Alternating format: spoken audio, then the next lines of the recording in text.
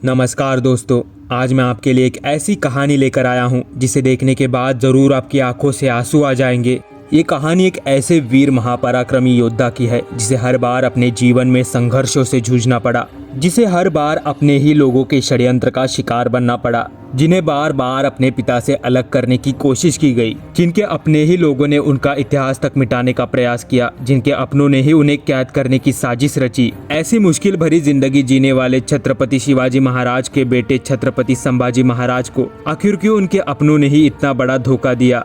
आखिर क्या है शेर का छावा कहे जाने वाले छत्रपति संभाजी महाराज का वो असली इतिहास? चलिए विस्तार से देखते हैं। ये बात है तब की जब शिवाजी महाराज इन सह्याद्री श्रृंखलाओं के पर्वतों पर हिंदवी स्वराज्य की नींव रख रहे थे। इसी बीच महाराष्ट्र के पुणे में स्थित पुरंदर नामक किले में 14 मई 1657 को शंभू राजे का जन्म हुआ। स्वराज के उत्तराधिकारी के जन्म के अवसर पर पूरे स्वराज में खुशियां छाने लगी थी, लेकिन उनकी माता सईबाई का स्वास्थ्य कुछ ठीक नहीं लग रहा था। जब शंभू राजे 2 वर्ष के थे तभी उनकी मां सईबाई की एक असाध्य रोग से मृत्यु हो गई। केवल 2 वर्ष में ही शंभू राजे ने अपनी मां को खो दिया था। आगे उनका देखभाल राजमाता जिजाबाई और उनकी सौतेली मां पुतलाबाई ने किया। शिवाजी महाराज की माता राजमाता जिजाबाई ने अपने पोते शंभू राजे को शस्त्र, शास्त्र और राजनीति की शिक्षाएं दी। अपने पिता शिवाजी महाराज की कहानियां सुनते और सह्याद्री की गोद में शंभू राजे तेजी से बड़े होने लगे।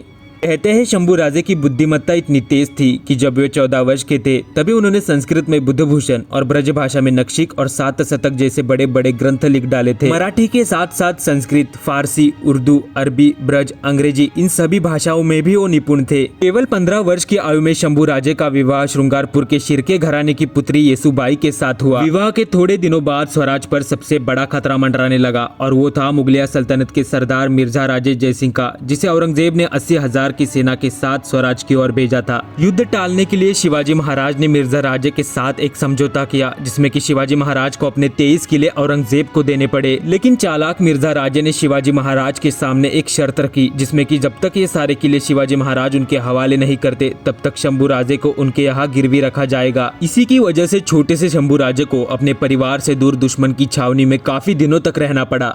आगे यही से शिवाजी महाराज शंभू राजे को अपने साथ आगरा ले गए, जहां कपटी औरंगजेब ने उनको धोखे से 3 महीनों तक अपनी नजर कैद में रखा। 3 महीने बीतने के बाद शिवाजी महाराज और शंभू राजे बड़ी चालाकी से आगरा से मुक्त हुए। जगह जगह पर औरंगजेब का कड़ा पहरा होने की वजह से शिवाजी महाराज और उनके साथ कुछ सरदारों ने साधु का वेशांतर किया, लेकिन उनके साथ एक छोटे से बच्चे को देख कोई भी उनको पहचान लेता। इसीलिए शिवाजी महाराज ने शंभू राजे को मथुरा में कुछ ब्राह्मणों के घर रखा। वापस स्वराज में आते ही शिवाजी महाराज ने खबर फैलाई कि आगरा से आते आते शंभू राजे की मृत्यु हो गई। शंभू राजे की मृत्यु की खबर सुनते ही उनके परिवार और पूरे स्वराज में आंसुओं की धाराएं बहने लगी। इसी अफवाह को और फैलाने के लिए शिवाजी महाराज को संभाजी महाराज का जीते जी पिंडदान तक करना पड़ा। इससे अनजान अपने परिवार और स्वराज से दूर मथुरा में स्थित शंभू राजे अपने परिवार की याद में तड़प रहे थे। शंभू राजे की मृत्यु की अफवाह को औरंगजेब ने सच मान लिया और उसने संभाजी राजे की खोजबीन बंद कर दी। बस इसी का फायदा उठाते हुए शिवाजी महाराज ने मथुरा से शंभू राजे को फिर से सुरक्षित स्वराज में बुला लिया।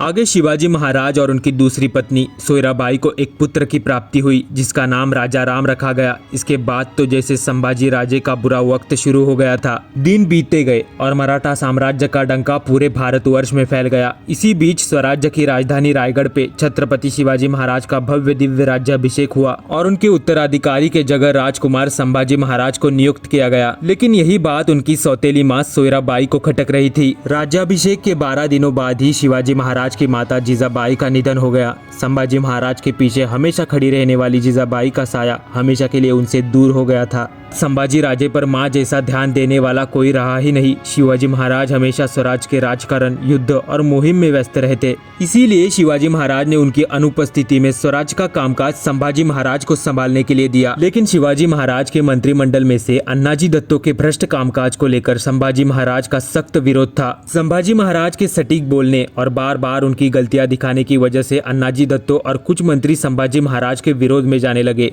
क्योंकि अन्नाजी दत्तो स्वराज के सबसे पुराने एकनिष्ठ और अनुभवी मंत्री होने की वजह से शिवाजी महाराज ने उनके इस बर्ताव को नजरअंदाज कर दिया।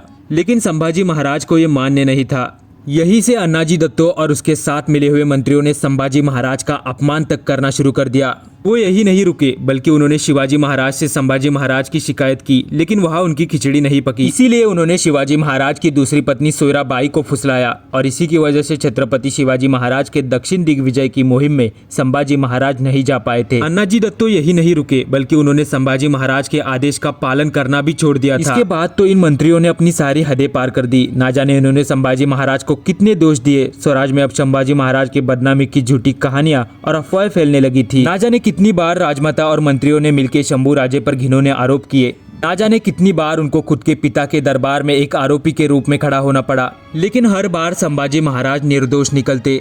इसी परिस्थिति को देख शिवाजी महाराज ने संभाजी महाराज को सूबेदार बनाकर श्रृंगारपुर भेजा। यहाँ से शुरू हुई संभाजी महाराज और शिवाजी महाराज के बीच दूरी। जब शिवाजी महाराज संभाजी महाराज से मिलने का प्रयास करते तब सोयराबाई कुछ न कुछ तरकीब लगा के उनको रोक लेती, लेकिन वर्षों के बाद आखिर विशालगढ़ पर संभाजी महाराज और शिवाजी महाराज की मुलाकात हुई। इतने सालों से अपने पिता को देख शंभू राजे भावुक हो गए थे, लेकिन शिवाजी महाराज से ये मुलाकात उनकी आखिरी मुलाकात रही। वापिस रायगढ़ आकर शिवाजी महाराज एक असाध्य रोग से पीड़ित हो गए। बार बार उन्हें खून की उल्टियां होने लगी, लेकिन हर बार की तरह उनकी पत्नी सोयराबाई शिवाजी महाराज से उनके बाद उनके उत्तराधिकारी के प्रश्न पूछती रही। अंत में 3 अप्रैल 1680 को शिवाजी महाराज का निधन हो गया, लेकिन चालाक अन्नाजी दत्तो और सोयराबाई ने किले के सारे दरवाजे बंद कर दिए और चुपचाप शिवाजी महाराज का अंतिम संस्कार करके संभाजी महाराज के बदले शिवाजी महाराज के दूसरे पुत्र 10 वर्ष के राजाराम राजे को सिंहासन पर बैठाया। कहते हैं काफी दिनों तक इस षड्यंत्र की खबर किसी को नहीं लगी थी, लेकिन संभाजी महाराज के जासूस ने उनको इस सब षड्यंत्र की खबर दी। अपने पिता शिवाजी महाराज की मृत्यु की खबर सुनते ही संभाजी महाराज अंदर से पूरी तरह से हिल चुके थे। बेचारे संभाजी महाराज को उनके पिता के आखिरी बार दर्शन भी नहीं हो पाए थे। उनका एक श्रेष्ठ पुत्र होने के बावजूद उनका अंतिम संस्कार किसी दूसरे ने किया। ये सुन के संभाजी महाराज अपनी पिता की याद में अंदर ही अंदर तड़प रहे थे। और यहाँ सोयराबाई और मंत्रियों ने संभाजी महाराज को पकड़ने का फरमान जारी किया। ये फरमान लेकर खुद अन्नाजी दत्तो सरसेनापति हंबीरराव मोहिते के पास पहुंचे। स्वराज के सरसेनापति हंबीरराव मोहिते ये दूसरे कोई नहीं, खुद महारानी सोयराबाई के सगे भाई थे, लेकिन स्वराज का हित देखते हुए उन्होंने संभाजी महाराज की मदद की। सरसेनापति हंबीरराव मोहिते की वजह से संभाजी महाराज को पकड़ने आया अन्नाजी दत्तो खुद के बनाए हुए जाल में फंस गया, लेकिन दयालु संभाजी महाराज ने इस षड्यंत्र में मिले सारे लोगों को माफ कर दिया। इसके थोड़े दिनों बाद सरसेनापति हंबीरराव ने राजधानी रायगढ़ पर जाकर अपने भांजे राजाराम को सिंहासन से नियुक्त कर संभाजी महाराज का भव्य दिव्य राज्याभिषेक करवाया। जीजाबाई और शिवाजी महाराज के बाद संभाजी महाराज के पीछे छाती ठोक के खड़े रहने वाले यही सरसेनापति थोड़े ही दिनों बाद स्वराज की एक लड़ाई में वीर गति को प्राप्त हो गए। लेकिन बदले की आग से भरे अन्नाजी दत्तो और उसके साथ मिले हुए सरदार बार बार संभाजी महाराज के पीछे षड्यंत्र करते रहे। इसी को देख संभाजी महाराज ने अंत में अन्नाजी दत्तो और उसके साथ मिले हुए मंत्रियों को मृत्यु दंड दिया। छत्रपति शिवाजी महाराज जैसे शेर के जाने के बाद स्वराज्य पर भी अपना राज होगा ऐसा औरंगजेब सोचने लगा, लेकिन शेर का छावा अभी भी जिंदा है, ये बात शायद वो भूल चुका था।